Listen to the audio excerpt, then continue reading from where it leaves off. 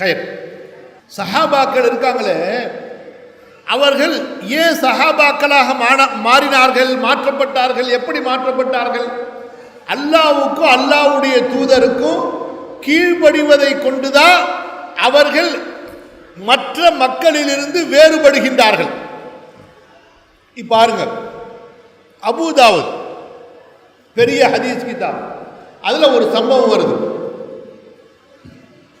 அப்துல்லாஹ் இப்னு மஸ்ஊத் ரலியல்லாஹு அன்ஹு குர்ஆனை கற்றறிந்த பெரிய ஒரு சஹாபி. அவங்க பள்ளிவாசலுக்குள்ளார வர்றாங்க.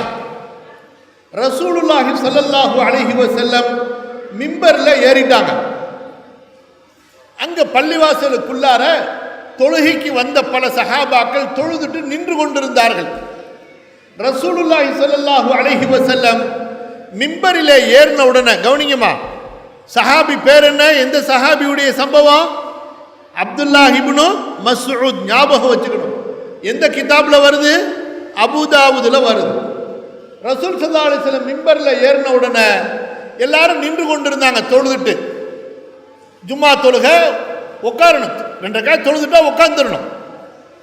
சஹாபாக்களை பார்த்து ரசூல் ஸல்லல்லாஹு அலைஹி வஸல்லம் சொன்னாங்க, இஜ்லிசு அப்படின்னாங்க, உட்காருங்கன்னாங்க. அப்துல்லாஹ் இப்னு மஸ்ஊத் அப்பதான் பள்ளிவாசலுக்குள்ளார உள்ள வர்றாரு. கால் வைக்கிறாரு. அவர் வாசல்ல அங்கேயே உட்கார்ந்துட்டார். எல்லா பள்ளிவாசலுக்குள்ளார இருந்த எல்லா சஹாபாக்களும் உட்கார்ந்துட்டாங்க. ரசூல் ஸல்லல்லாஹு அலைஹி வஸல்லம் மிம்பர்ல ஏறி குத்துபா பயான் கொடுக்கிறதுக்கு எந்திரிச்சு நின்னா, அங்க தூரத்துல பள்ளிவாச வாசல்ல யார் உட்கார்ந்துருக்கிறா?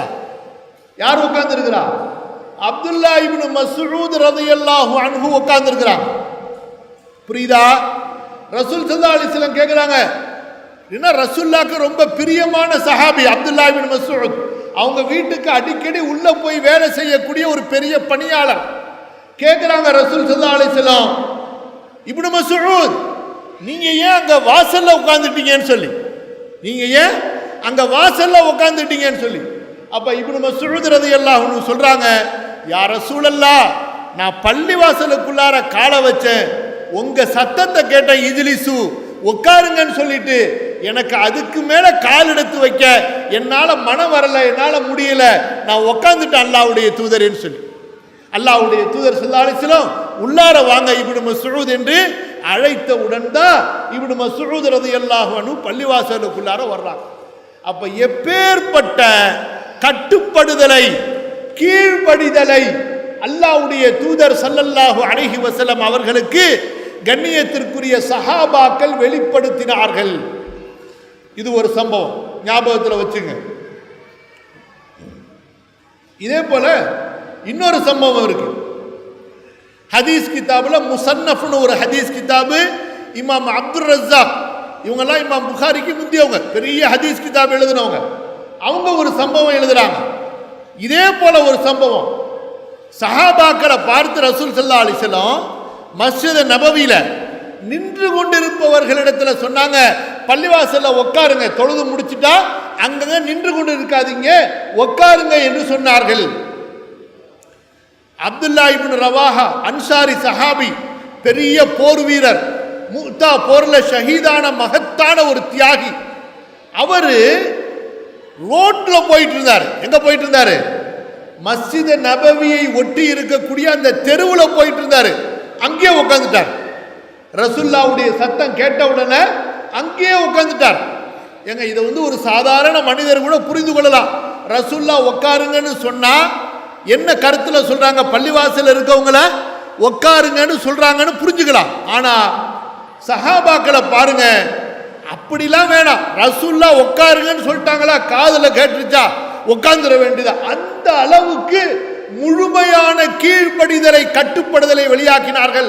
அப்துல்லாஹ் இப்னு ரவாஹா ரோட்லயே உட்கார்ந்துருக்காங்க. ரசூல் ஸல்லல்லாஹு அலைஹி வஸல்லம் பள்ளிவாசல்ல பேச வேண்டியதை பேசினாங்க, சொல்ல வேண்டியதை சொன்னாங்க. பள்ளிவாசல்ல இருந்து வெளியில போனா அங்க தெருவில் யார் உட்கார்ந்துருக்கா? அப்துல்லாஹ் இப்னு ரவாஹா சஹாபி தெருவில் உட்கார்ந்துருக்கிறார். ரசூலுல்லாஹ் கேட்கிறாங்க, அப்துல்லாஹ் மா ஷஅனுக, உனக்கு என்ன ஆனது, ஏன் நீங்க தெருவில் உட்கார்ந்துருக்கிறீங்கன்னு சொல்லி. யா ரசூலல்லாஹ், உங்க சத்தம் கேட்டுச்சு, உங்க குரல் கேட்டுச்சு, உட்காருங்கன்னு நான் உட்கார்ந்துட்டேன் அல்லாஹ்வுடைய தூதரேன்னு சொல்லி. அல்லாஹு அக்பர்.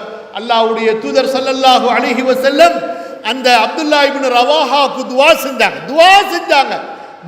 செஞ்சாங்க. ஜாதகல்லாஹு தாஅத்தன். அல்லாஹு தஆலா அல்லாஹ்வுக்கு ரசூலுக்கு கீழ்ப்படியக்கூடிய பாக்கியத்தை உங்களுக்கு அதிகப்படுத்தி கொடுப்பானாக. புரியுதுங்களா இல்லையா? அப்ப இதுதான் மார்க்கம். அல்லாஹ்வுக்கும் அல்லாஹ்வுடைய ரசூல் ஸல்லல்லாஹு அலைஹி வஸல்லம் அவர்களுக்கும் முழுமையாக கீழ்ப்படிந்து நடக்கக்கூடிய அந்த ஒரு பக்குவம் வர வேண்டும். உங்களுக்கு எல்லாம் தெரியும், இந்த மது இருக்குது பாருங்க, சாராயம் ஒரே நேரத்தில் ஹராமாக்கப்படல. சஹீஹுல் புகாரில படிச்சு பாருங்க. கொஞ்சம் கொஞ்சமா அதனுடைய ஹராம் சட்டம் வந்து கொண்டிருந்துச்சு. முதல்ல குடிக்கிறது நல்லதில்ல, அதுல கெட்டதும் இருக்கு நல்லதும் இருக்கு அப்படின்னு ஆயிடுச்சு. அதுக்கப்புறமா தொழுகையுடைய நேரத்தில் குடிக்காதீங்க, அதை குடிச்சிட்டா தொழுகைக்கு வராதிங்க அப்படின்னு சொல்லி, அதுக்கு பிறகுதான் அறவே குடிக்காதீங்கன்னு சட்டம் வந்துச்சு. அப்ப இந்த சட்டம் இறங்கின உடனே ரசூலுல்லாஹி ஸல்லல்லாஹு அலைஹி வஸல்லம் ஒரு அறிவிப்பாளரை சொல்லி மதீனாவுடைய தெருவில் அனுப்பி வைக்கிறாங்க. மது ஹராமாக்கப்பட்டு விட்டது, எல்லோரும் தவிர்த்து கொள்ளுங்கள் என்று. அப்ப ரசூலுல்லாஹி ஸல்லல்லாஹு அலைஹி வஸல்லம் அவர்களுடைய அறிவிப்பாளர் மதீனாவுடைய தெருவுகளிலே அறிவிப்பு செய்தவராக வருகிறார், மது ஹராமாக்கப்பட்டு விட்டது என்று.